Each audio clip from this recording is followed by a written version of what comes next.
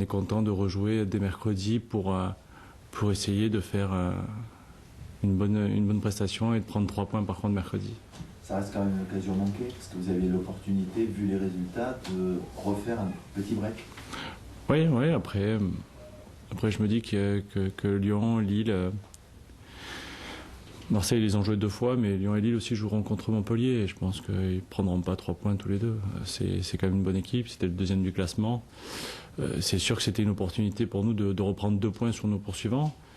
Maintenant, le match de mercredi est encore plus important. Donc c'est sûr que ça aurait pu être une très très belle semaine. Maintenant, ça peut quand même être une belle semaine. Donc il nous tarde de jouer ce match mercredi et de bien récupérer et de faire un très bon match mercredi soir. Justement, ça met pas un petit peu plus de pression sur ces matchs en retard? Si, mais je pense que honnêtement, plus ça va avancer, plus la pression va augmenter. Il faut être lucide. L'année dernière, sur nos 11 derniers matchs, la pression est montée pour finir sur un match avec énormément de pression à Caen. Donc bon, voilà, je pense qu'il y a dans aucun championnat le break se fait très tôt. Et en France, ça va se jouer jusqu'aux 2 dernières journées. Donc on s'y prépare et en tout cas pour l'instant, on est les mieux placés avec Montpellier pour aller au bout. Donc la pression est positive actuellement. Laurent Blanc disait à l'issue du match, suite notamment à votre 2e mi-temps, qu'il sentait que Bordeaux était de retour. Vous le sentez-vous sur le terrain?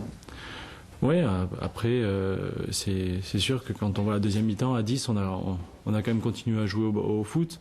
Alors on a essayé de produire du jeu face à une très bonne équipe de Montpellier, sur un terrain difficile, on a quand même essayé. Et c'est sûr qu'on a senti qu'on se sentait fort sur le terrain.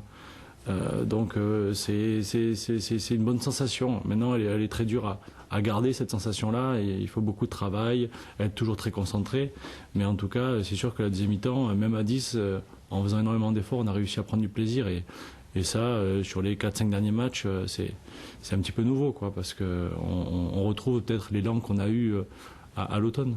Peut-être le fait aussi d'avoir joué avec 2 attaquants au départ, moins défensif. Ça, tactiquement, je sais pas.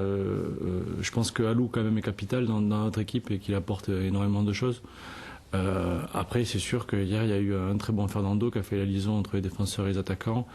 Quand on voyait Johan Gourcuff qui joue le mercredi contre l'Espagne et qui court pendant 95 minutes après le ballon et refaire les efforts là hier soir, et ben voilà, on se dit que tout le monde est dans le bon sens et que peu importe la tactique, on voit que Kavé quand il rentre il apporte de suite.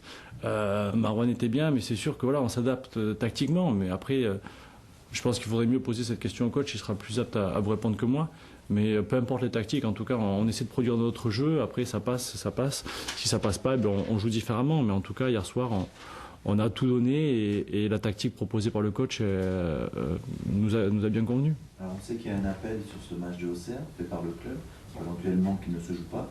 Vous, on a plus l'impression que vous avez finalement envie de le jouer. Oui, honnêtement, je les vois mal revenir sur la décision. Je veux dire, déjà quand il y a des décisions au niveau de l'arbitrage, pour revenir dessus, c'est plus que compliqué. Alors la Ligue, pour revenir sur un match qu'ils ont décidé de faire jouer mercredi soir, le lundi de l'annuler, voilà, j'y crois pas trop, donc il faut être lucide. Et puis voilà, faudra jouer tôt ou tard, donc voilà, c'est comme ça. On ne nous fait pas forcément de cadeaux, mais bon, voilà, dans tous les cas, il faudra les jouer. Donc on reste sur un bon match contre Montpellier, on est un peu sur notre fin d'avoir pris ce but à la 94e minute, donc bon, voilà, tant mieux s'il faut le jouer. Auxerre, vous attendez à quel match? C'est la 2e défense, juste derrière vous. 2 défenses imprenables qui s'affrontent, en général, ça donne pas grand-chose. Ouais, mais après, ce sera à nous d'être meilleurs qu'eux pour arriver à passer par les côtés, à trouver des décalages, à être réaliste dans le but. Mais je pense qu'Auxerre, c'est pas qu'une défense. Auxerre, je pense qu'ils là de plus en plus, ils sont en train de monter en puissance. Ils placent de très bons contres. Ils ont des attaquants qui vont très vite et qui jouent très juste. Il leur faut juste 1 ou 2 occasions pour mettre un but. Donc c'est une équipe très difficile à manœuvrer et ça va être très compliqué. Ça sera certainement un match différent de celui de Montpellier, mais tout aussi compliqué pour moi. Ils vont plus fermer le jeu. Oui, bien sûr. Maintenant, je veux dire, on est plus qu'habitués. Hier soir, c'était une nouveauté pour nous de voir une équipe qui vient jouer à Bordeaux, qui joue bien au ballon, qui essaie de nous bousculer par le jeu. C'était un match agréable, en tout cas, à jouer pour les joueurs. Mais c'est sûr que bon, si Auxerre ferme un peu le jeu, on ne sera pas surpris, mais ils ont de bons atouts en contre et il faudra être très vigilant et faire très attention. Est-ce que tu penses que ça peut peser cette infériorité numérique une heure dans un match comme ça qui est demandé beaucoup d'énergie mentale, beaucoup d'énergie physique, ça peut peser mercredi ou peut-être samedi parce que c'est quand même très rapproché ces matchs-là. Ouais, peut-être. Après, j'ose espérer qu'on a le groupe pour que le coach fasse ces changements habituels et faire tourner, pourquoi pas, ou peut-être que lui, il a senti qu'on avait bien canalisé nos efforts. Moi, je vous dis, le plus surprenant, c'est quand je vois Marouane courir autant, quand je vois Yoann Gourcuff, 3 jours après un match difficile avec la sélection, courir autant, quand je vois Wendell et Yaroslav Plazil rentrer énormément pour aider Fernando, je me dis qu'en fait, tout le monde est bien, donc... Voilà, après, c'est sûr qu'automatiquement, généralement, ça se paie, ces efforts-là. Mais j'ose espérer que notre dynamique et le fait que psychologiquement on soit bien, mentalement on soit bien, le cerveau prenne le dessus sur les jambes. Votre regard sur la performance de Cédric hier, c'est terrible. C'est à la fois... Ouais, mais c'est grâce à lui si à la mi-temps, on ne se fait pas siffler en rentrant dans les vestiaires. Donc, je pense que c'est l'un des meilleurs gardiens avec lequel j'ai joué. J'ai eu la chance de jouer avec Ulrich, avec lui. Et honnêtement, hier, ce qu'il a fait, c'est rare dans le football. Et après, je pense que c'est nous, les joueurs de champ, qui avons manqué de lucidité et qui n'avons pas su placer le mur assez rapidement et de bonne façon à ce que Costa il soit obligé de le contourner. Voilà, je pense que c'est Cédric qui est pour pas grand-chose et que son match, il est plein et ça restera, j'espère pour lui, un bon souvenir, parce qu'il faut qu'il en garde qu'un bon souvenir. Il était prévu qu'il y ait 5 joueurs au mieux, non? 4, on voulait en mettre 4, mais après des fois ça va tellement vite. Après, quand vous êtes à 10, s'il y a 6 joueurs de champ qui montent, ou 7, automatiquement il va manquer quelqu'un dans la surface au duel. Donc c'est le choix entre 2 mauvaises solutions. Après, voilà, malheureusement ça s'est mal terminé pour nous. Mais bon, voilà, c'est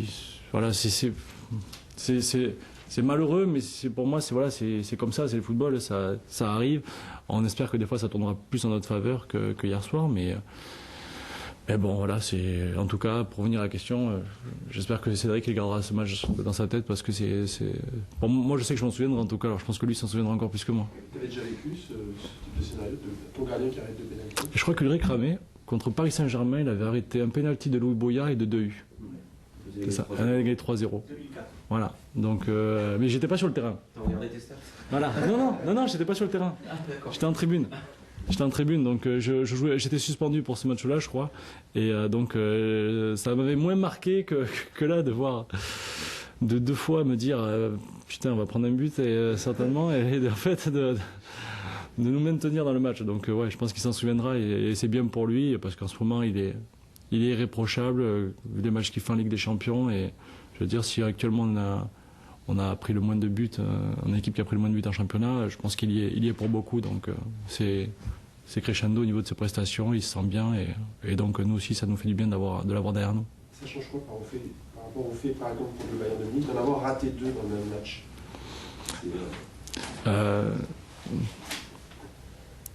C'est dommage, parce que contre le Bayern de Munich, on aurait pu prendre une grosse gifle si Luca Toni ne met pas la tête sur le poteau. Là, ça aurait été dramatique. Mais bon, à chaque fois qu'on a eu les pénaltys, je crois qu'on menait 2-1. C'était en deuxième mi-temps, et en premier temps, on menait 2-1. Donc bon, il y a de la déception, mais bon, on sait qu'on est toujours là et qu'on gagne toujours, et que les autres, il faudra qu'ils viennent nous mettre un but.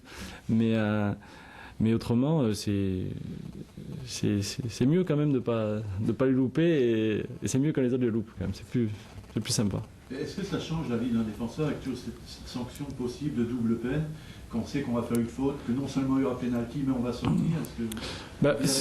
Moi, ce que je comprends pas dans ce règlement, c'est que quand il y a une faute volontaire, c'est-à-dire que le mec il part au but, comme la faute que j'ai fait sur Niang, qui aurait pu être dans la surface, où là j'aurais mérité aussi le carton rouge. Là, c'est une faute volontaire, c'est moi délibérément qui fais la faute, je le sais. À aucun moment je peux avoir accès au ballon et je fais le geste pour faire faute. Tandis que Mika, hier, il revient sur lui, et au moment donné où il y a le contact, ils y vont tous les deux à l'épaule. Il y en a un qui est comme ça, il y en a un qui est comme ça. Alors automatiquement, il y en a un des deux qui va tomber. C'est souvent le plus costaud qui reste debout. Donc c'est un peu particulier ce règlement.